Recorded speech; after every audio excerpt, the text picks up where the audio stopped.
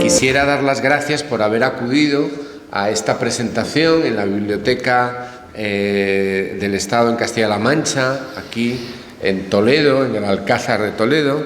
Es la primera vez en todos los años que en Ediciones Silente, aunque somos editores en Castilla-La Mancha, que tenemos la ocasión de venir a Toledo, a la Biblioteca Central de nuestra comunidad, para presentar algunos de los libros que hemos editado. Y la verdad es que la ocasión no podría estar más que justificada, porque hoy tenemos con nosotros a José Luis Muñoz de Baena, que es profesor de Filosofía del Derecho en la UNED, y es alguien que, además de ello, es persona erudita y conocedora de algunos temas de gran interés relacionados con la historia contemporánea de España y con la historia internacional. ¿Y qué es lo que le ha llevado a participar en dos libros que ahora presentamos? Uno de ellos es de su mano, Lo pagaron caro, el destino de los buques de la no intervención 1936-1945, que hemos editado muy recientemente, y sobre el que vamos a tener ocasión de hablar pues para todos ustedes, tanto aquí en persona como a través de las redes. Y también quiero enviar un saludo a las personas que nos van a ver, quién sabe en qué fecha y en qué parte del mundo, pero van a tener ocasión de citarse con nosotros aquí en Toledo, aunque estén bien lejos. Bien, aparte de este libro, Lo pagaron caro, el destino de los buques de la no intervención, José Luis y un servidor que les habla, Pedro García Bilbao, hemos participado como coordinadores y autores de un libro específico sobre la memoria. Se titula el libro Memoria, necesidad y atributo del Estado democrático, con el subtítulo aclaratorio Miradas críticas sobre procesos y leyes de memoria en las Américas y España, que está publicado no por Silente, sino por Tirán lo Blanc, una prestigiosa editorial valenciana. El libro de Memoria, necesidad y atributo del Estado democrático no es solo de nuestra mano, es el fruto de una colaboración con otros profesores. Quien les habla también es profesor en la Universidad Rey Juan Carlos, y José Luis, como decía, está en la UNED, es profesor titular de Filosofía del Derecho. El libro de Memoria, necesidad y atributo del Estado democrático es una obra colectiva, como no podía ser menos, porque necesitaba de especialistas en procesos de memoria y leyes específicas de unos cuantos países. Y realmente tenemos con nosotros a Raúl Cancio, doctor en Derecho, letrado del Tribunal Supremo en España, a Juan Luis de Diego, abogado, profesor de Derecho Constitucional también en la UNED, a Fernando Longás, que es doctor en Filosofía y ha sido profesor en la Universidad Chilena, a Juan Manuel López Ulla, doctor en Derecho y profesor de Derecho Constitucional en la Universidad de Cádiz, a Alicia Cárdenas Cordón, profesora de Derecho Constitucional en la Universidad de Córdoba, a Lorena Chano Regaña, que es doctora en Derecho, obviamente, profesora de Derecho Constitucional en la Universidad de Extremadura,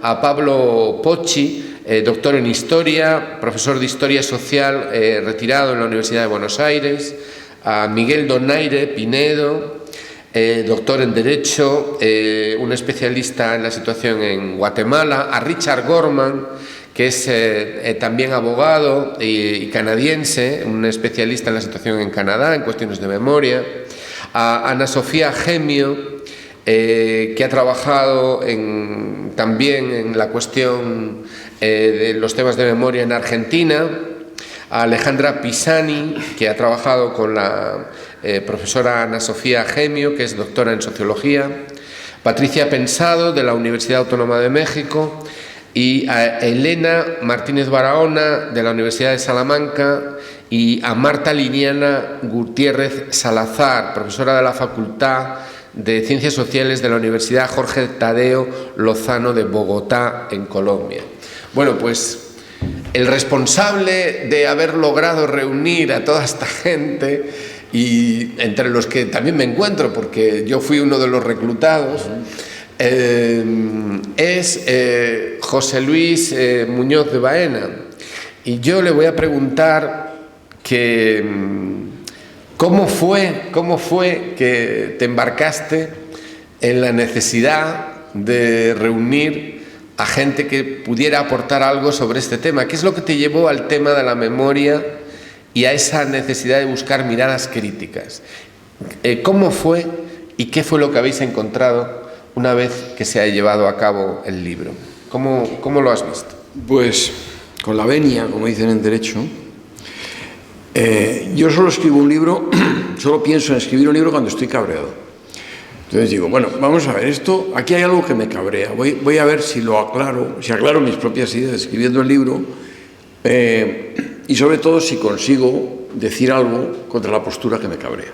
En este caso era la postura que supone un total olvido de la historia, que bueno, la historia pues puedes olvidarla si quieres, pero lo que no puedes olvidar son sus lecciones. Este libro tienen que ver con las lecciones de la historia.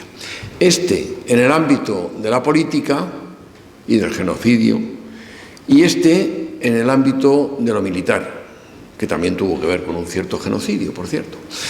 Y me di cuenta de que había ejercicios continuos de falta de memoria y aún de desmemoria, y peor todavía, de contramemoria. Y pensé, vamos a llamar a gente de otros países y vamos a hacer un libro sobre qué significa la memoria a este y a otro lado del Atlántico. Y bueno, pues tuvimos suerte. A mí es verdad que también hemos trabajado de una manera a veces desesperante. Pedro se unió a la organización cuando llevaba solamente un año y fue vital para mí, con su experiencia de editor.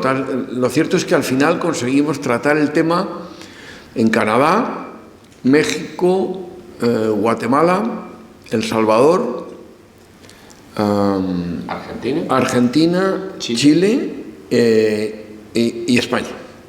En fin, que nos salieron pues unos cuantos casos y encontramos bastantes similitudes. Lo hemos hecho de varias maneras. Unos autores o autoras pues han tratado la cuestión desde la narración más o menos estética, pero desde luego no literaria, ceñida a los hechos, de las experiencias de sus países, y otros pues hemos utilizado una perspectiva jurídica, otros sociológica. No todo el mundo estaba a favor de las leyes memorialistas, con lo cual pues hemos conseguido la inmensa mayoría, todo hay que decirlo así, hemos conseguido, creo, una perspectiva bastante completa. Y lo que hemos aprendido de esta extenuante, pero a la vez estupenda experiencia, es que la memoria es necesaria. En fin, me parece que estoy diciendo una obviedad. Mucha gente cree que no. Mucha gente piensa que hablar de la memoria con una proyección política supone consagrar una verdad universal, intangible y con capacidad de ser impuesta coactivamente a quienes no la suscriben. Y muchos pensamos que no, que es simplemente aceptar la historia del propio país. Daos cuenta de que os estoy hablando de países con experiencias muy dramáticas, que habría que añadir. ¿Cuál no las tiene? Bien, experiencias muy dramáticas con ciertos perfiles. Guatemala, El Salvador, como dice la autora muy estéticamente, donde el olvido está lleno de memoria. Es una frase de un escritor iberoamericano, no recuerdo cuál. Pues Chile, Argentina, Canadá, porque también está Canadá, está en el mundo anglosajón, pero es que en Canadá hubo una operación de destrucción de la memoria y de la tradición de las tribus originarias realmente dramática. Creo que se me ha olvidado Perú. Bueno, no sé si hace falta comentar un poco sobre la experiencia de Perú, que ha sido absolutamente terrible. Me parece, y lo tenía aceptablemente claro cuando empezamos a preparar el libro, y lo tengo mucho más claro ahora, que la memoria es importante para que, como decía aquel famoso autor, no nos vendan la moto. Hoy en día se puede vender la moto en términos de la existencia de esa posverdad que lo invade todo insidiosamente, de cualesquiera maneras. Hoy está todo lleno de foros en los que se discute hablando por boca de ganso, graznando, y esto a gente como yo le cabrea. Me siento muy orgulloso de estar cabreado con ello. Hoy en día mucha gente dice, bueno, la posverdad es otra forma de la mentira. No, la posverdad no es otra forma de la mentira. Durante toda la historia, la mentira jugó a hacerse pasar por la verdad. Pero al hacerlo le reconocía su superior estatuto. Ahora no. Ahora lo que hace la posverdad es negar que la verdad tenga importancia. La cambia por una reconstrucción histórica. No, historicista, literaria, adaptativa a cualesquiera moldes que surjan en cada momento y al albur de las circunstancias políticas y de las propuestas políticas que se quiera defender. Y se miente de una manera descarada, monstruosa y obscena. Y las cifras son las cifras. En este país hubo 500.000 de muertos, dicen. Hubo muertos por los dos lados. No me gusta hablar de bandos, creo que solo hubo uno en sentido propio. Aquí tenemos una historia muy dolorosa que no está resuelta. Y está la cuestión que insisto, a algunos nos cabrea de que parece que si quieres que se haga justicia a lo que pasó, a tanta gente que está enterrada de una manera completamente arbitraria por haber defendido un régimen que no era desde luego perfecto. La República hizo muchas barbaridades y cometió muchísimos errores, pero infinitamente superior a quienes la destruyeron. Bueno, pues esa gente solo por eso se encontró en una fosa, después de que le dieran el paseo, de maneras profundamente injustas.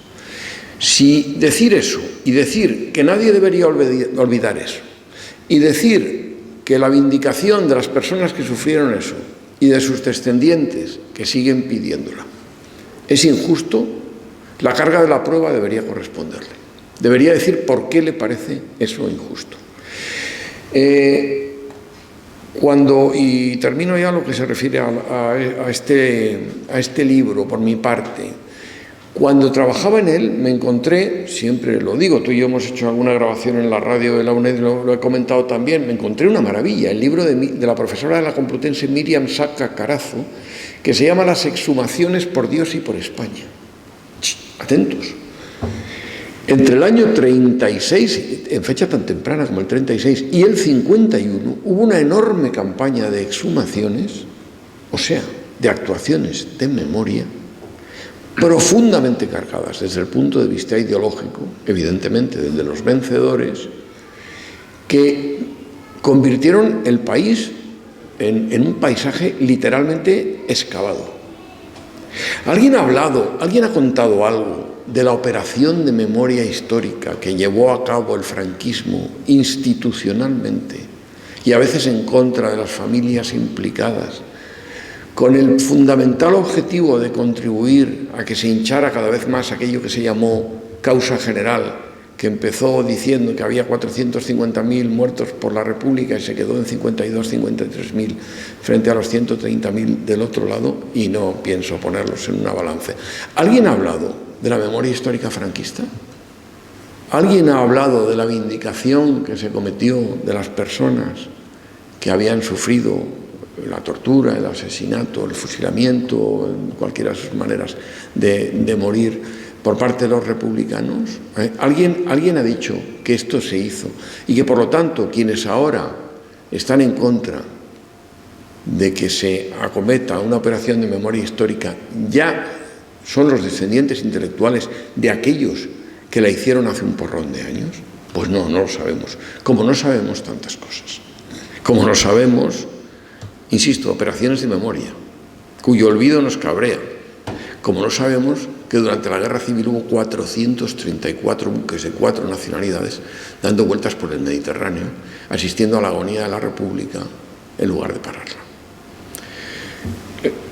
Era un motivo para escribir el libro. Hemos visto que los hechos se parecen, las interpretaciones también, y el dolor que producen puede ser paliado mediante eso que las Naciones Unidas llaman la reconstrucción, el carácter paliativo de estas operaciones, y la justicia, la restauración y las garantías de no repetición. Esto quizás sea lo más importante. Eso viene de las Naciones Unidas. Eso tampoco nos lo suelen decir, por cierto. Es que solamente nos dicen la mitad, con suerte, de lo que podrían decirnos. Y el hecho de escribir entre todos este libro de 14 artículos y 16 autores y autoras consiguió algo tan importante como que ya no esté cabreado, ni por lo que se refiere a la memoria de todos estos países, ni por lo que se refiere a esta singular interpretación ocultadora de la agresión contra la República que estuve estudiando en el libro. Y dejar de estar cabreado es algo estupendo. Así que si solamente estos libros han tenido ese carácter paliativo, por resumirlo en 2 palabras, bienvenidos sean. Bueno, pues muchas gracias por esta aportación. Fíjense lo que ha dicho. Se analizan en nuestro libro Memoria y Necesidad, la memoria, necesidad y atributo del Estado democrático, la situación en 14 países. Países, 14 autores. 14 autores que analizan. Me parece que son 8 o 9 países. 8 o 9 países americanos, ¿no? Ciertamente es un tema sobre el que se está escribiendo muchísimo. Ahora nos vamos a los anaqueles de las librerías y vas a los departamentos universitarios y, por favor, ¿quién no tiene ya un libro sobre temas de memoria o sobre fosas o sobre lo que haga falta? Sin embargo, esto es nuevo. Esto está ocurriendo hace muy poco. Prácticamente nadie en la Universidad Española ha tocado este tema hasta hace muy pocas fechas. ¿Y esto por qué se debe? Pues en primer lugar porque tocar los temas de memoria o los temas de historia contemporánea que fueran más allá del 98 era gravemente perjudicial para la carrera académica de los aspirantes a profesores.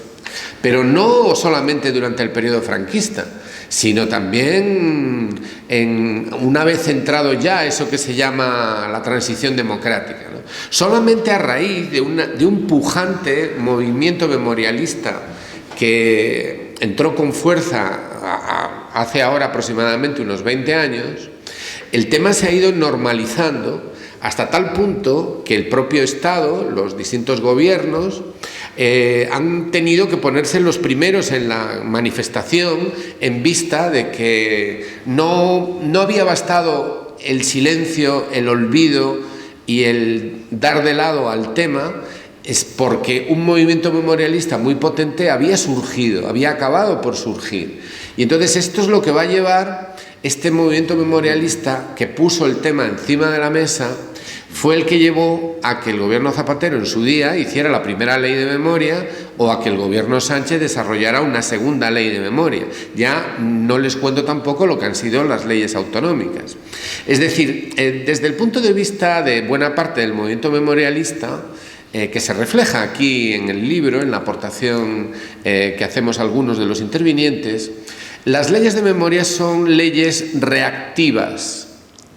No son tanto leyes que se hacen porque es de justicia hacerlas porque existe una carencia, sino que son una reacción, un intento de reconducir un sentimiento que estaba muy presente en la sociedad española, aunque por decreto desde hacía muchas décadas se decía que eso estaba todo resuelto.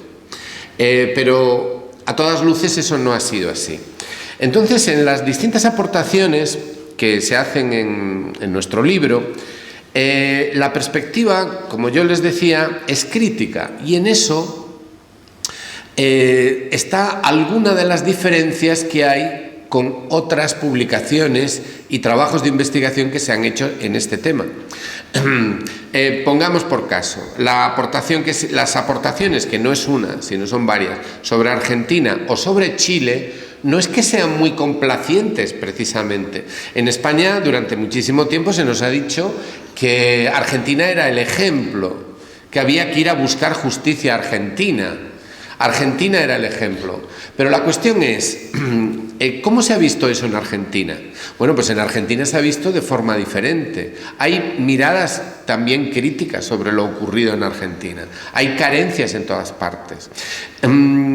Igualmente sobre el caso de Chile y sobre situaciones en otros países. Ha citado el profesor Muñoz de Baena el caso de Canadá. El profesor Gorman ha trabajado el tema de la cuestión de las minorías indígenas en Canadá, pero es que en Canadá, aparte de la cuestión de las minorías indígenas, también hay problemas serios de memoria. Pensemos, por ejemplo, la propia memoria histórica de las luchas de los franco-canadienses y de los trabajadores anglosajones o franco-canadienses y de los colonos y de los mestizos que se enfrentaron al Imperio Británico a mediados del siglo XIX y fueron perseguidos por ello. Eso también está aplastado en la memoria oficial canadiense.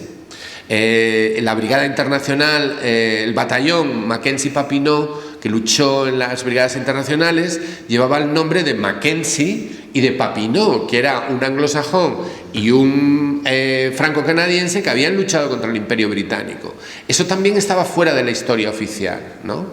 Y podríamos poner muchos más casos. Es decir, cuando miramos con mirada crítica y analítica la historia de cada país, vamos a encontrar pues que es necesario volver a mirar y preguntarse, pero exactamente qué es lo que ha pasado. Esta apreciación, la de preguntarse exactamente qué es lo que ha pasado, yo creo que está en la raíz de nuestro libro. En la aportación que hemos hecho, concretamente en este libro, pues se va a poder encontrar una historia del movimiento memorialista en España, también una historia crítica. No solamente una relación de nombres o de fechas, sino exactamente un qué significa. Porque el tema de la memoria histórica en España no apareció hace 20 años en Prioranza del Bierzo, con Emilio Silva. Ya hubo, durante el propio franquismo, reivindicaciones. Estoy pensando en La Barranca, en Logroño, cuando las mujeres familiares de los ejecutados en La Barranca, cercanos a Logroño, se estuvieron movilizando durante muchos años en condiciones muy difíciles para tratar de convertir aquel vertedero en una tumba decente para todos sus hermanos, sus esposos o sus hijos. Y fue una historia colectiva.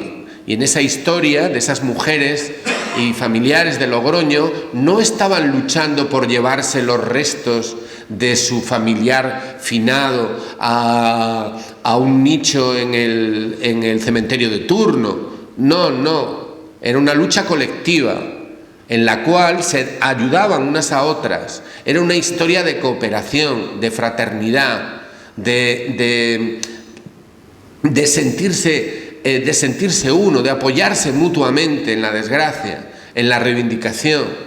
Y no fueron una, ni dos, ni tres, sino decenas, porque son cientos los muertos en La Barranca, en Logroño, ¿no? Hay un libro maravilloso de investigación que se hizo en esta tierra donde nunca pasó nada, que se ha publicado, que es un libro pionero en los estudios de memoria histórica en España, y que lo describe muy bien. Esas mujeres de negro de La Barranca fueron de las primeras, precisamente por ser un movimiento colectivo y que afectaba a las mujeres y que además persistió en el tiempo. La represión no pudo hacerse con ellas, ¿no? Luego igualmente también hubo luchas por recuperar ciertamente a aquellos que estaban en las cunetas, literalmente, ¿no? Hablo del año 77, hablo del año 79 con los primeros ayuntamientos democráticos. Hay montones de casos en los cuales esos primeros ayuntamientos democráticos del año 79 tuvieron movilizaciones con los concejales y los alcaldes recién elegidos para ir al sitio donde todos sabían que estaban las personas asesinadas y de alguna manera recuperar, afirmar el hecho de que aquello había ocurrido, que no se lo habían inventado y que además aquellas personas estaban allí, porque todo el mundo lo sabía, ¿no? ¿Y qué fue lo que ocurrió en esos primeros años? Pues ocurrió que en el año 79 esos ayuntamientos, esos alcaldes, esos concejales, esas asociaciones también tuvieron persecución, porque una persecución no por mano de los franquistas, sino por mano de las propias autoridades del régimen democrático del 78, que veía que ese tipo de acciones rompía el consenso, rompía un cierto consenso, y en ocasiones eran los aparatos centrales de los propios partidos a los que pertenecían esos concejales o esos alcaldes los que decían: oye, si sigues por ese camino no vas a repetir como concejal, o no vas a repetir como alcalde, o mira, mejor déjalo estar, ¿no? Y ya no les cuento lo que ocurrió a partir del 23 de febrero de 1981. Ya entonces se suspendió todo por completo. Porque claro, el problema era que en la tarde-noche del 23 de febrero muchísima gente pensó que iba a volver a repetirse ese terrible fantasma del pasado. Aunque luego no fuera así,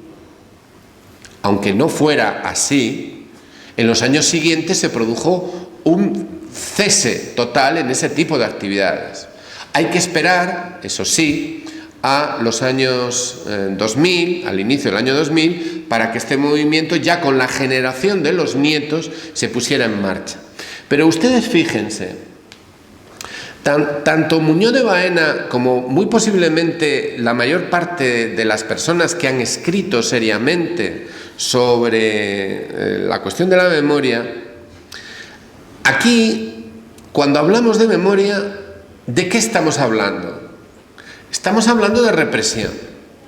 Estamos hablando del shock que provocó el golpe, la guerra y la dictadura posterior, y el hecho de la represión franquista. Ustedes pueden decir: oiga, un momento, pero también hubo más víctimas, no solo las de los franquistas, ¿de acuerdo? Estamos hablando entonces de víctimas en procesos de violencia que tienen lugar en el marco de una lucha o en el marco de una dictadura, ¿vale? Pero un momento, pero es que la memoria histórica no es eso. Eso es un aspecto. A los españoles, al menos los que compartimos hoy España, de las generaciones vivas actuales, seamos mayores o más jóvenes, la palabra memoria histórica inmediatamente nos retrotrae, nos provoca en el disparadero represión, muertos, víctimas, reivindicación, recuperación, justicia, ¿de acuerdo? Estas cosas, historia, dignidad, estas cuestiones, pero siempre relacionadas con la represión. Pero la memoria histórica no es eso solamente. En castellano, memoria histórica es una expresión que se utiliza desde larga data. La memoria histórica es una memoria colectiva de algo que no se ha estudiado, que lo sabemos, lo conocemos, porque lo hemos compartido en nuestro entorno, en las historias que hemos oído, en los libros que hemos leído, en el bachillerato que hemos cursado, en las cosas que contaba pues la abuela sobre el hermano de su padre que no volvió de la guerra de África, o en esas cosas que todavía se cuentan sobre lo que ocurrió en 1808, cuando la guerra con los franceses, o en la guerra carlista, o cuando en Guadalajara, yo vivo en Guadalajara, pues se habla de que el Cid cruzó con su mesnada la cordillera viniendo de Burgos y bajó al Valle de Lenares. Y dice, bueno, ¿eso quién lo ha visto?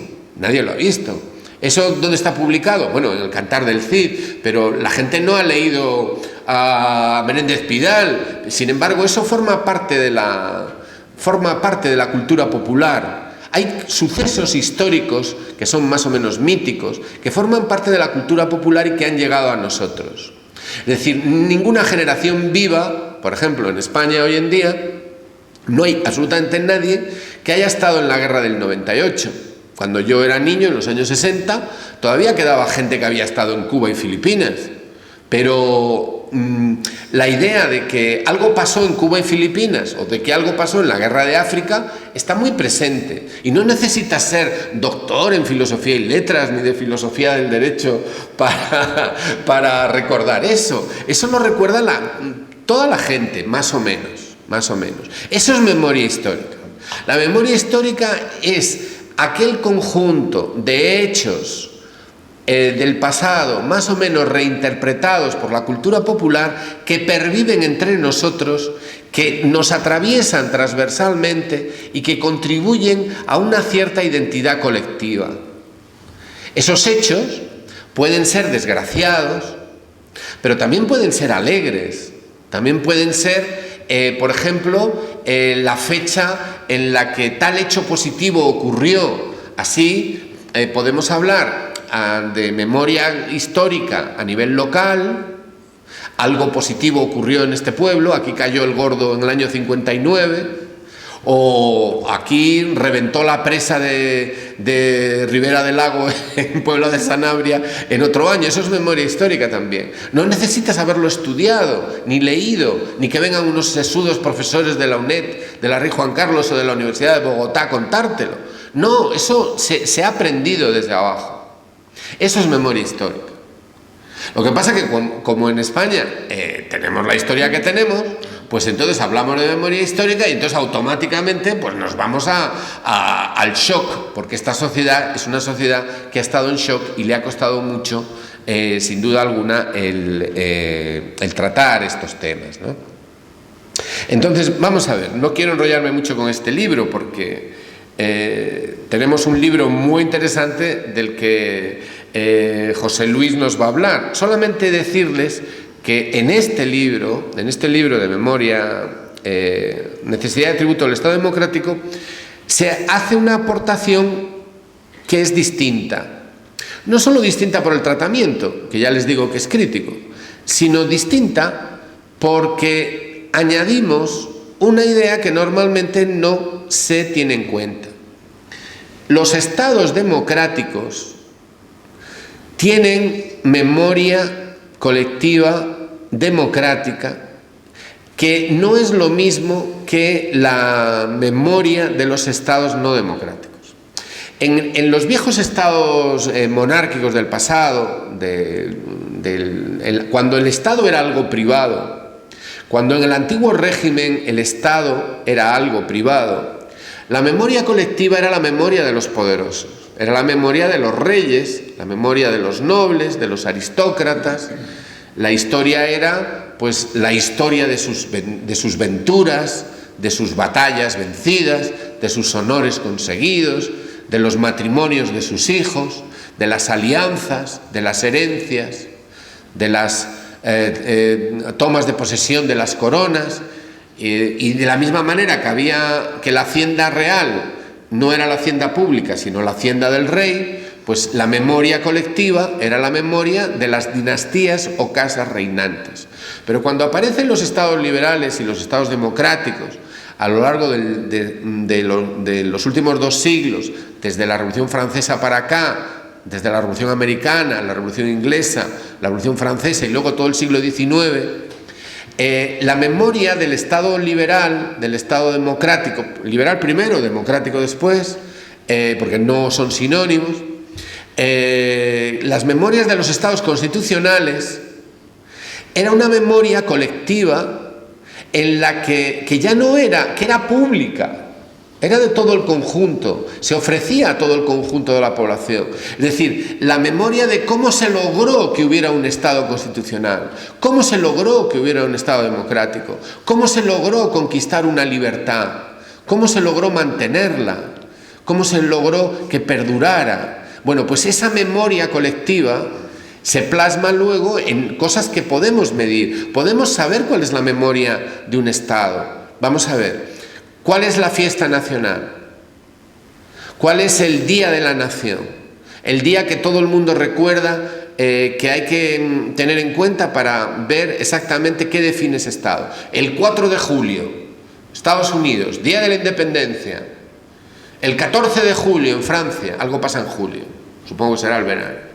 14 de julio, la toma de la Bastilla en Francia, el Pacto Federal Suizo, que no recuerdo en qué fecha fue, pero fue el día que los suizos de varios cantones que hablaban alemán, francés o italiano llegaron allí a un valle que estaba siendo atacado por alguien que no era del valle y dijeron: pues mira, aunque no nos entendemos, aquí nos entendemos todos. Si alguien ataca nuestro valle, todos vendréis a ayudarme, y si alguien ataca el valle de al lado, todos iremos a ayudar a ese. Nos vamos a ayudar entre nosotros y vamos a defender nuestras ciudades y nuestras tierras, aunque hablemos alemán, hablemos suizo romanche, aunque hablemos italiano, no importa el idioma que hablemos, cualquier valle atacado será defendido por todos los demás.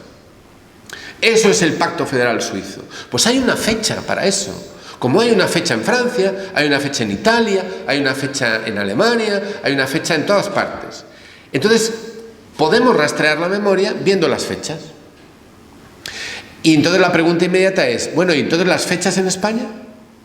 ¿Podemos rastrear la memoria histórica democrática del Estado español a través de las fechas que están en el Boletín Oficial del Estado? Porque eso no es ya cuestión de opinión, eso es algo objetivo. Quien les habla no es profesor de filosofía del derecho, o abogado, o historiador, es sociólogo. Nosotros podemos determinar quiénes son los protagonistas de la memoria histórica en España y los hechos constitutivos oficialmente de nuestra memoria colectiva, rastreando las fiestas oficiales que tenemos y las leyes que tenemos, y viendo qué momentos, qué grupos, qué historias, qué hechos son los que constituyen legalmente nuestra memoria colectiva defendida por nuestro Estado democrático. Y entonces ahí la pregunta siguiente sería: ¿y cuál es el papel que tienen en esa lucha, en ese reconocimiento, las víctimas del franquismo? Bueno, pues miren, si quieren saber cuál es la respuesta, el libro lo tienen aquí. Lo único que tienen que hacer es ir a la librería de turno y agarrar al librero en su mejor momento y pedirle, por favor, que lo pida. O si no, algo mucho mejor, venir a la biblioteca de Castilla-La Mancha y pedirlo, porque este libro está aquí en esta biblioteca, o desde luego en la biblioteca de su ciudad.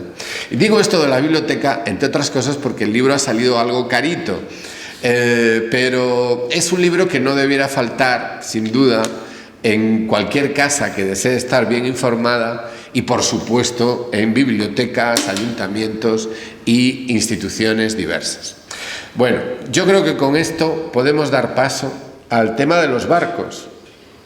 ¿No te parece, José Luis? Así lo llamamos, el tema de los barcos, el libro de los barcos. El libro de los barcos. Bueno, pues vamos a cambiar, no de tercio, porque esto es, bueno, es un tercio, pero en el mismo ruedo, en el ruedo ibérico, diría. Es memoria. Es memoria, ¿no? Vamos a ver,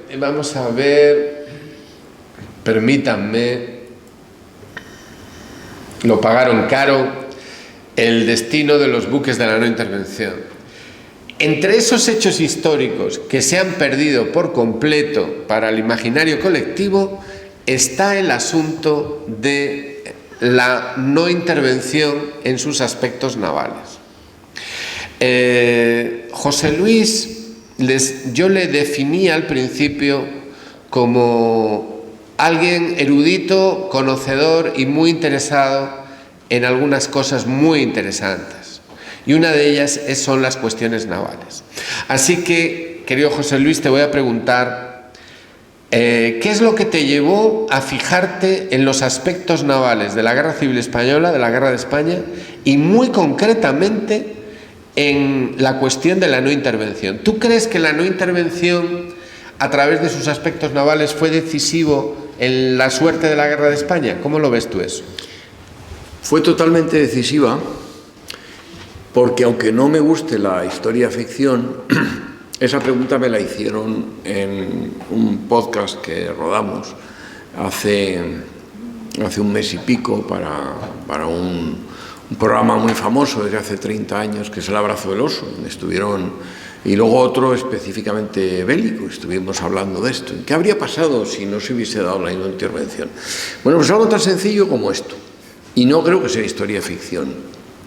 Francia y Gran Bretaña, que estaban en la Sociedad de Naciones, sin deseo expreso de dinamitarla, como Italia o como Alemania, habrían ayudado a la República. Francia no ayudó casi a la República.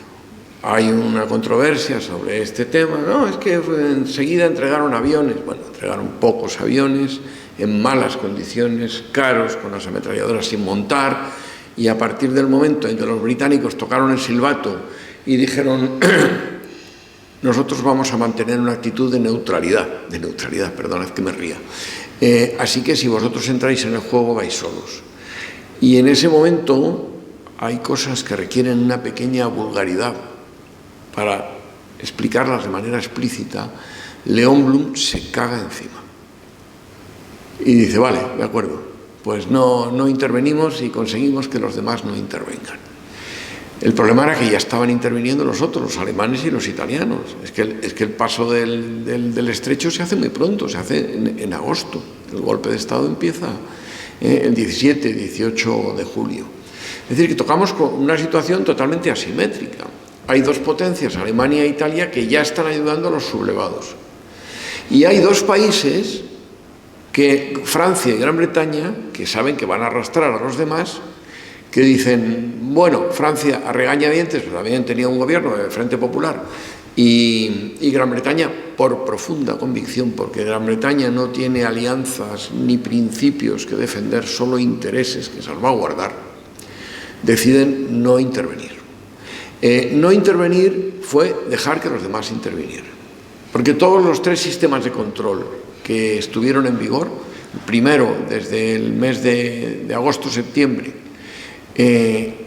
hasta abril del 37, en el que cada uno iba más o menos por su cuenta. El segundo, muy breve, desde abril del 37 hasta septiembre, del llamado sistema de control naval, muy fugaz.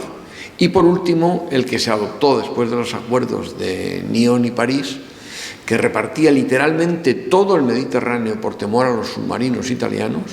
Los tres sistemas estaban pensados para que se hiciera como que se quería hacer. Pero en realidad los buques italianos, ausentes de ningún control, estuvieron cruzando el Mediterráneo durante todo el conflicto. Los últimos llegaron bien entrado el año 39. Es decir, que esto estaba completamente desnivelado. En noviembre del 36, ya en noviembre del 36, un submarino italiano, de los llamados fantasmas, submarinos que aparecían y desaparecían, pero que atacaban, estuvo a punto de hundir el crucero Miguel de Cervantes en la rada de Cartagena. Lo mandaba un comandante italiano, Giuseppe Charpallón, y lo comandaba un militar sublevado español. Sublevado es la forma eufemística de decir traidor, llamado casualmente Arturo Génova. En diciembre del 36, un submarino alemán, el U-34, participante en la famosa Operación Úrsula, consiguió destruir el submarino republicano C-3, aunque esto no se supo más que recientemente, a finales del siglo XX, por la gran discreción con que fue realizado. Y todavía hay gente... Ya dije que escribí este libro porque estaba cabreado. Todavía hay gente que dice, bueno, es que los soviéticos llegaron enseguida, es que empezaron a subir la apuesta, es que ya había carros de combate bastante buenos, hay uno ahí, el T-26, para luchar contra los Panzers alemanes y las tanquetas italianas, y sobre todo había unos cazas estupendos como eran los Chatos y los Mosca, que bueno, pero es que vamos a ver, es que el que empieza una guerra se arriesga a que otro la continúe. La República no podía estar con las manos a la espalda. ¿Qué fue lo que ocurrió? Pues que se arbitraron tres sistemas de control, no voy a detallarlos, el que quiera verlos con detalle, pues que se lea el libro, tres sistemas de control que lo que decían era que había que evitar que las armas llegaran a manos de los sublevados. Pero las armas, a manos de los sublevados y del régimen legítimo español. Es decir, aquí hubo una equidistancia. Pero las armas siguieron llegando espléndidamente a los sublevados y, sin embargo, teniendo en cuenta los ataques, no solo de los buques sublevados, sino también de los italianos y sobre todo de los submarinos italianos, muchos buques que llevaban suministros a la República fueron hundidos en el Mediterráneo, sobre todo en el Canal de Sicilia. Ni Francia ni Gran Bretaña hicieron nada para evitar esto. El pacto de no intervención se limitaba a mirar buques, a echar un vistacillo, a ver qué había ahí, pero todo esto fue sencillamente una siniestra pantomima. Y en el momento en que les convino, con motivo del ataque a un crucero pesado alemán, los italianos rompieron la baraja. Nos salimos del sistema de control, los alemanes también se salieron, ya no volvieron. Todo el mundo horrorizado. No, vamos a buscar otro sistema de control. Y entonces ya se dividió todo el Mediterráneo. Pensad en lo que os estoy diciendo. Se dividió el Mediterráneo desde Gibraltar hasta Egipto, hasta Alejandría, hasta Chipre, todo el Mediterráneo en zonas. Y a los italianos, que habían sido los principales agresores, porque colaboraron mucho más al esfuerzo bélico sublevado que los alemanes, les concedieron toda una zona. Porque ya a partir de ese momento todo estaba perdido y lo que se trataba era simplemente de evitar que los submarinos hundieran buques, evitar que la escabechina fuera en aumento. Pero nunca hubo ningún intento serio, nunca, y si lo hubo, se hizo tan mal que parece mentira, de controlar lo que les llegaba. No os cuento lo que pasó cuando, a partir del momento en que Italia y Alemania rompieron la baraja en abril del 37, lo que ocurrió cuando los italianos se dedicaron a mandar media flota submarina, literalmente media, a atacar fundamentalmente en el estrecho de Sicilia. Hubo 8 hundimientos.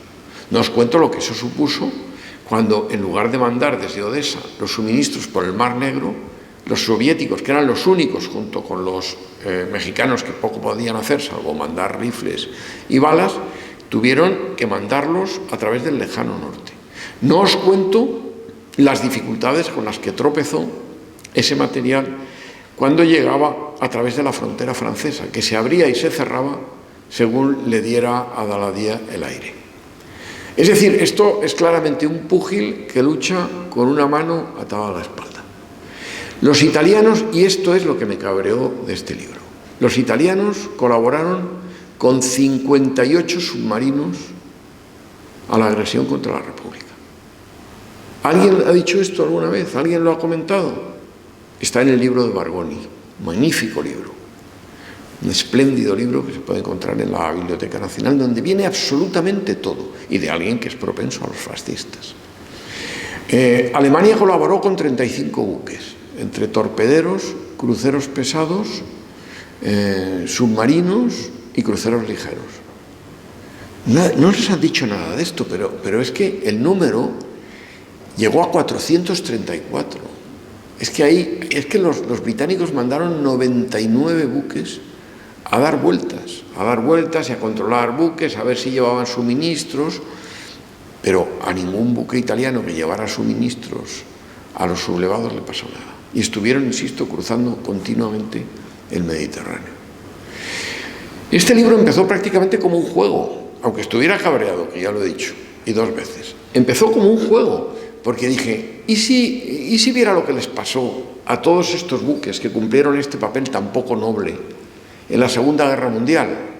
Y me quedé. Claro, es que mucha gente nos ha preguntado, pero bueno, ¿qué tipo de título es este para un libro de historia? Lo pagaron caro. ¿Por qué dices lo pagaron caro? Porque las 2/3 partes se perdieron durante la Segunda Guerra Mundial. Y las 2/3 partes se perdieron, la suerte de la Armada Francesa fue particularmente trágica, porque no se evitó aquello. Pero es que ya había un precedente, el de la invasión de Abisinia en el 35. No hicieron nada. Y estaba la Sociedad de Naciones, queridos, estaba la Sociedad de Naciones para actuar, pero no hicieron nada.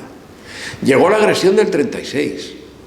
Y como suelo decir, claro, si esto se hubiera tratado en la Sociedad de Naciones, el embajador español, el representante español habría dicho, ese señor con gorra de plato, ¿qué hace ahí? Porque el representante soy yo. Lo que se decidió fue hacer una equidistancia. Es decir, unos sublevados, unos militares traidores a su juramento, que habían acudido con tropas extranjeras mercenarias, luego se mostró hasta qué punto tenían capacidad de violar, sobre todo obedeciendo órdenes oficiales de cierto general del sur. Bueno, pues que toda esa gente invadió la península y se les puso en plano de igualdad con las tropas del gobierno, que al disolverse el ejército casi todas eran milicianas. José Luis, ¿tú dirías que las cifras de movilización de buques en torno a España en el 36-39 fueron importantes? ¿De qué orden? ¿Es algo comparable a las cifras que vimos luego en la Segunda Guerra Mundial? Totalmente. Yo he leído bastante sobre claro, para hacer esto, para ver lo que les pasó a todos ellos, que efectivamente lo pagaron muy caro, pagaron cara la vileza. He tenido que leer bastante sobre la batalla del Mediterráneo, por ejemplo. Fue el principal enfrentamiento naval entre Gran Bretaña e Italia, como sabéis, con ayuda de la aviación alemana. Bueno, pues la cantidad de buques que se movieron fue impresionante. Es que Italia puso en circulación, no puso en circulación acorazados, pero sí un montón de cruceros pesados, y un montón de cruceros ligeros, y creo recordar que 50 destructores. Mira, de hecho las cifras están aquí. Los italianos utilizaron 8 cruceros pesados, ninguno sobrevivió al conflicto mundial, va a ser que lo pagaron caro. Utilizaron, vamos a ver, 11 cruceros ligeros, 6 se perdieron durante la Segunda Guerra Mundial y 2 fueron cedidos a otras armadas. Pero es que lo impresionante es que uno se va a los destructores e intervinieron 44 destructores italianos. ¿Nos han contado esto? Lo mismo hay algún motivo para estar cabreado. Yo te preguntaría, ¿la Armada alemana en 1936 era tan poderosa como llegaría a ser posteriormente? La Armada italiana era poderosa, pero la Armada alemana era un bluff. Por ejemplo, Italia tenía el mayor número de submarinos del mundo junto con la Unión Soviética, pero mucho más operativos. Sin embargo, Alemania, si alguien sabe de historia naval o recuerda de su infancia, desde el famoso enfrentamiento entre el Bismarck y el Hood estuvo en la Guerra de España, por ejemplo, haciendo evacuaciones y en el frente norte. Alemania, de los 2 superacorazados de la clase Bismarck, Tirpitz, que llegó a tener, no tenía ninguno. De los 6 cruceros, eran algo más de 6, creo que eran 8. De los 8 cruceros pesados que llegaría a tener, solo tenía 3, que los mandó a la Guerra de España. De los destructores, que esto es muy impresionante, de los destructores alemanes de la serie Z, de los Z tipo 36, no había ninguno. Por eso Alemania solo mandó torpederos, que es una unidad inferior. Y en cuanto a submarinos, no llegaba a 50. Alemania tenía una armada raquítica, potente, más potente que la española, porque tenía 3 cruceros pesados que eran virtualmente acorazados de bolsillo, como se los llamaba entonces, el Graf von Spee, el Admiral Scheer y el Deutschland. Pero, aunque su armada fuera superior cualitativamente a la española tenía entre 12 y 15 destructores según el criterio que se utilice de temporal, y sin embargo no tenían ninguno. Hay que tener en cuenta que Alemania estaba rearmándose después del 33, que fue cuando se lanzó descaradamente al rearme. Fue muy rápido, pero todas las unidades principales, prácticamente menos los 3 cruceros pesados, las tenía en grada. Se me han olvidado los 2 cruceros de batalla, el Scharnhorst y el Gneisenau. Los 2 estaban en grada también. Alemania no tenía armada. Se ha puesto muchas veces como pretexto. Y los propios británicos lo decían, es que tenemos que esperar porque ganamos tiempo para rearmarnos. Bueno, esto podía funcionar con respecto a la RAF y la Luftwaffe, pero con respecto a la armada, rotundamente no. Y luego se demostró que la calidad de los buques italianos, que en general era elevada comparada con la de los españoles, cedía totalmente ante los británicos y ante su coordinación entre submarinos, portaaviones, aviones, etc. Es decir, Alemania no tenía una armada a la altura de los aliados. O sea, 434 buques de 4 potencias, la Alemania nazi, la Italia fascista, la Francia de la Tercera República y el Reino Unido colaboraron en un bloqueo activo de las costas españolas de la República. En la práctica sí, se le puso otro nombre, claro.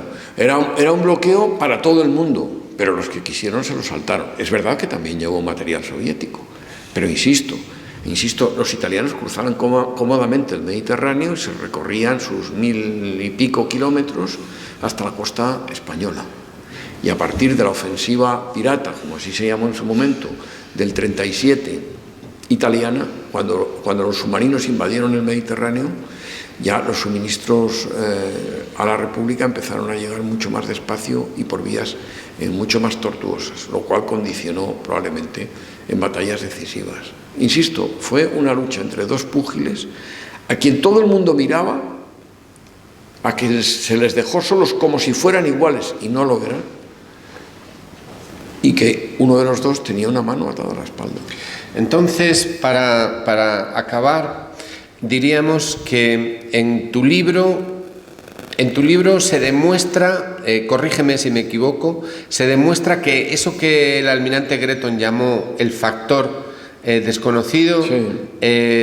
La Armada Británica en la Guerra de España fue un factor decisivo. ¿Tú dirías que el bloqueo naval fue decisivo en la derrota de la República? Yo creo que sí. Yo creo que lo que tenían que haber hecho los británicos, como los franceses, que también tenían una escuadra formidable, aunque luego se vio en la Segunda Guerra Mundial que eso era más nominal que otra cosa, pero era una escuadra formidable, lo que tenían que haber hecho era ayudar a la República. En el momento en que no ayudaron a la República, a la vez que los alemanes y los italianos la ayudaban de esa manera tan impresionante, los italianos en el mar y sobre todo los alemanes en el aire, pero los italianos también, a partir de ese momento la situación se desniveló. Gran Bretaña intervino mucho, pero ¿sabéis qué hizo en el 37? Fundamentalmente ayudar a la evacuación de las costas del norte, cuando cayó el norte.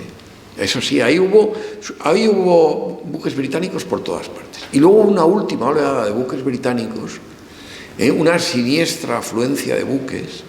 Os recomiendo que leáis algo sobre el episodio, es fascinante. En el no puerto catalán del Maresme, llamado Caldetas. Caldetas era el sitio donde estaban las embajadas, porque Barcelona estaba siendo bombardeada hasta el límite. Y Caldetas, que no tenía puerto, se convirtió en uno de los lugares donde más buques de guerra había de toda Europa, probablemente en el que más. Estuve mirando los datos y llegué a contar, alucinado en colores, 40 buques británicos y 30 franceses entre mayo del 38 y finales de marzo del 39. Para eso sirvió al final la no intervención, para evacuar gente, para evacuar partidarios de los sublevados en el verano del 36, para evacuar a los republicanos que huían del norte en la primavera y parte del verano del 37 y por último para la gran evacuación republicana del 39. Esa fue la fundamental utilidad de los buques de la no intervención. Y para terminar quería aclarar que he utilizado un criterio amplio, pero no de coladero. Es decir, he incluido buques que no estuvieron en España. Por ejemplo, el destructor italiano, me parece que es el Granatiere, ese fue llamado a escoltar buques, pero eran envíos militares a España. Y varios buques, varios torpederos recientes italianos que no pudieron intervenir en la guerra, fueron llamados en marzo del 39 para interceptar a la escuadra republicana, porque se creía que en lugar de ir a Argelia, a Bizerta, iba a ir al Mar Negro. Si veis la escuadra italiana que se movilizó en fecha tan tardía, cuando ya estaba todo perdido para la República y no hacía falta intervenir. Si veis la escuadra italiana que se movilizó en el 39 para intentar que los republicanos en huida no pasaran por el canal de Sicilia con el objeto de ir al Mar Negro, no os lo creéis. Es como alguna de las grandes escuadras que se enfrentaron a los británicos en la Segunda Guerra Mundial. Claro, tanta desproporción teniendo en cuenta que Stalin nunca se atrevió a meter sus acorazados y sus cruceros en el Mediterráneo, pues no puede más que llamar al espanto. Es decir, sencillamente, esto fue algo muy injusto y esto es algo que hay que decir. Todo empezó como un juego. Yo decía, a ver qué les pasó a estos buques en la Segunda Guerra Mundial. ¿Y sabéis qué pasó? Que tuve que hacer una lista y me encontré que no existía la lista, que en 80 y tantos años no había una lista completa de los buques que intervinieron de las 4 nacionalidades. Estaba el libro de Bargoni, y ahí están todos los italianos, el de Sabatier de la Chaudenet, y ahí están prácticamente todos los franceses. Está el libro de Peter Gretton, y ahí están la mayoría de los británicos, y hay un par de libros en España, no comparables en tamaño y en exhaustividad, pero bastante buenos con respecto a la alemana. Y tuve que juntar los datos, cruzarlos y darles, eso sí, con la mayor seriedad académica, un criterio uniforme. Y con ese criterio uniforme, que lo respetara a todos, me salieron 434. ¿Habéis oído hablar de esto? No, ni yo tampoco, hasta que empecé con el libro. Bueno, esto es memoria. Pues por acabar diría que durante la Guerra de España, Inglaterra logró imponer con todo rigor un bloqueo naval a la República Española. La así llamada no intervención fue la intervención más decisiva del conflicto al impedir a España obtener los recursos para su defensa. 4 potencias prestaron sus buques en una acción de bloqueo gigantesca de cuyas dimensiones históricas da cuenta esta investigación escrita por José Luis Muñoz de Baena. 434 buques de la Royal Navy, la Marine Nationale Française, la Kriegsmarine Nazi y la Regia Marina de la Italia fascista participaron. ¿Qué fue de esos buques de la no intervención? ¿Cuál fue su suerte posterior? José Luis Muñoz de Baena nos lo cuenta en detalle, y es que lo pagaron caro. Así que, sin más, y dando las gracias a la Biblioteca de Castilla-La Mancha, nada más por hoy, y espero que nos podamos ver en breve presentando otras obras aquí como en esta ocasión. Nada más, muchas gracias. Muchas gracias a todos.